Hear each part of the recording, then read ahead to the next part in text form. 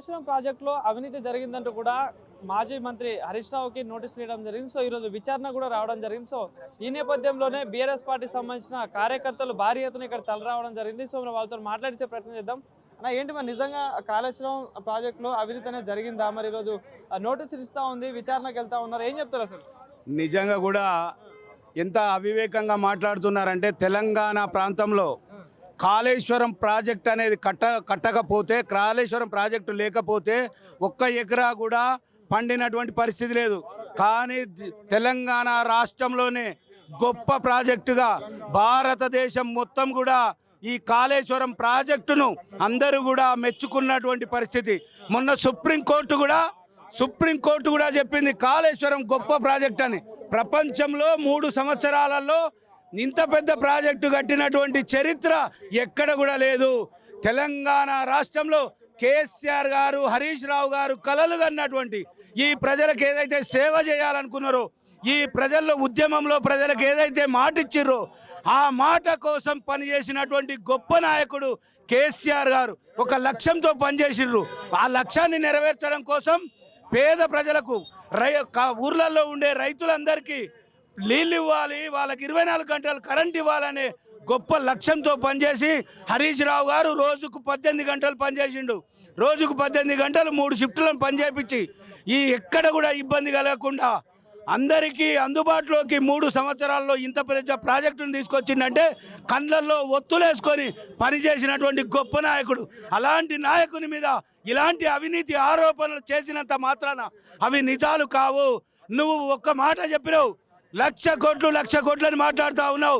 Project ఖర్చు అంతా 1,00,00,000 కోట్లు అయితే 1,00,00,000 కోట్లు అవినీతి అని ఏ విధంగా మాట్లాడతావు? 2 పిల్లర్లు కుంగితే 85 పిల్లర్లలో 2 పిల్లర్లు మాత్రమే కుంగిపోయినాయి. ఆ 2 పిల్లర్ల కోసం ఈరోజు ఇంత రాద్ధాంతం చేస్తూ ఉన్నావు. అది ప్రజలందరికీ కూడా అర్థమైపోయింది. ఎలక్షన్లకు ముందు నువ్వు ఏదైతే దొంగ మాటలు చెప్పినావో ఆ మాటలను నిరూపించుకోలేక, ఆ ప్రజలకు ఇచ్చిన మాటలను నెరవేర్చుకోలేక, ఆ మహిళలకు ఇచ్చినటువంటి హామీలు నెరవేర్చలేక, రైతులకు ఇచ్చినటువంటి హామీలు నెరవేర్చలేక, ఏ ఒక్కటి పూర్తి చేయకుండా కేవలం తప్పుదవ పట్టేయడం కోసం మాత్రమే నువ్వు ఇలాంటి యూటర్న్ రాజకీయాలు చేస్తూ ఉన్నావు. గొప్ప వ్యక్తి హరీష్ రావు లాంటి గొప్ప నాయకుని మీద బురద చల్లే ప్రయత్నం చేస్తూ ఉన్నావు. ఆకాశం పైన ఉమ్మేస్తే ముఖం మీద పడుతుందనే విషయాన్ని మర్చిపోయి ఈరోజు అలాంటి గొప్ప వ్యక్తుల మీద నువ్వేదైతే తప్పుడు ఆరోపణలు చేస్తూ ఉన్నావో వాళ్ళు నిజంగా కూడా కడిగిన ముత్యంలాగా బయటకు వచ్చి నీకు ఈ ప్రజలు ఏదైతే బుద్ధి చెప్పాలనుకుంటారో రాబోయే రోజుల్లో తప్పకుండా నీకు గుణపాఠం చెప్తారని హెచ్చరిస్తూ ఉన్నాం.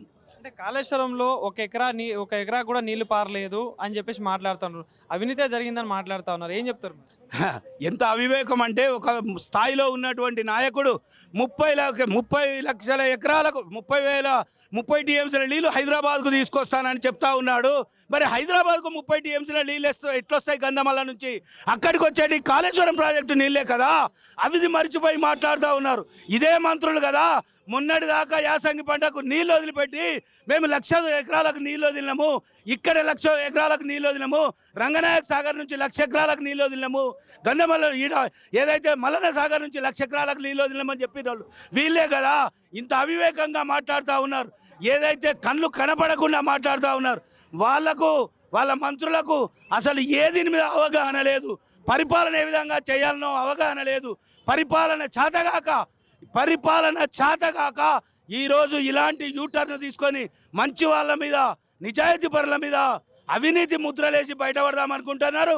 తప్పకుండా నీళ్ళేవో పాలేవో ప్రజలకు అర్థమైపోయింది. ప్రజలు చూస్తూ ఉన్నారు, రైతులు చూస్తూ ఉన్నారు, మహిళలు చూస్తూ ఉన్నారు.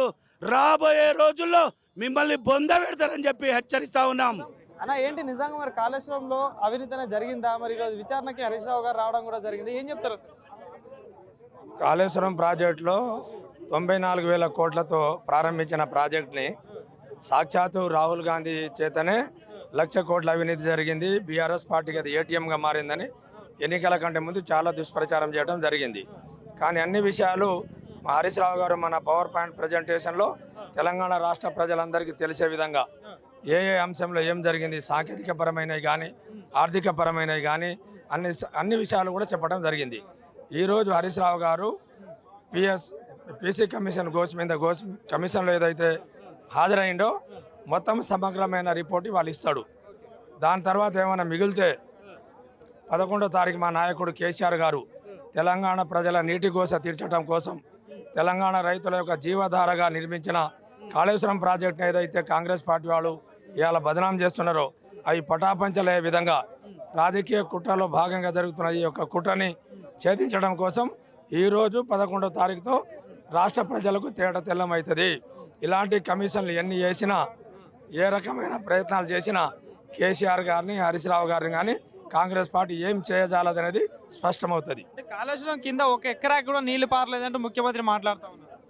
ముఖ్యమంత్రి కనుక కళ్ళు ఉంటే 50 ఏళ్ల నుంచి సూర్యాపేట, పెనపాడు, తుంగతుర్తి ప్రాంతంలో పడవబడ్డ ప్రాంతం అంతా కాళేశ్వరం నీళ్ళు తీసుకుపోయి బ్రహ్మాండంగా నీళ్ళు నల్గొండ జిల్లాలో తెలంగాణ రాష్ట్రంలో అత్యధికంగా ఒడ్లు పండించినాం. తెలంగాణలో పంజాబ్, హర్యానా కంటే ఎక్కువ ఒడ్లు పండించినాం. అటువంటి యొక్క కళ్ళు ఉండి కూడా చూడలేని కాంగ్రెస్ పార్టీ వాళ్ళకు ఎకరం కూడా పారేది అంటంతక్కడ దౌర్భాగ్యం ఇంకోటి లేదు.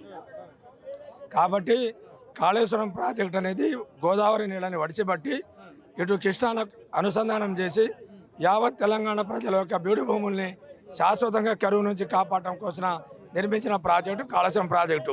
ఒక 3 పిల్లర్లు కుంగినాయి. వాటిని రిపేర్ చేసి పెద్ద పెద్ద వరదలు వచ్చినా కూడా ఏం పీకలేకపోయింది. వాళ్ళు ఏం చేయలేరు. తప్పకుండా కాళేశ్వరం ప్రాజెక్టు అంతిమంగా ఇంకో విషయం చెప్తున్నా, మొన్ననే యాదగిరిగుట్ట దగ్గర గంధమడలో మన రేవంత్ రెడ్డి గారు అక్కడ ప్రాజెక్టుని శంకుస్థాపన చేసిండు. ఆ నీళ్ళు ఆడ నుంచి వస్తే మరి ఆయన చెప్పాలి. ఆ కాళేశ్వరం ప్రాజెక్టు నుంచే కదా ఆ నీళ్ళు వచ్చాయి. మరి అలా బుద్ధి ఉండే మాట్లాడుతున్నారా, బుద్ధి లేక మాట్లాడుతున్నారా వాళ్ళే ఆలోచించుకోవాలి. వాళ్ళ విజ్ఞతగా వదిలేస్తున్నాం. Thank you.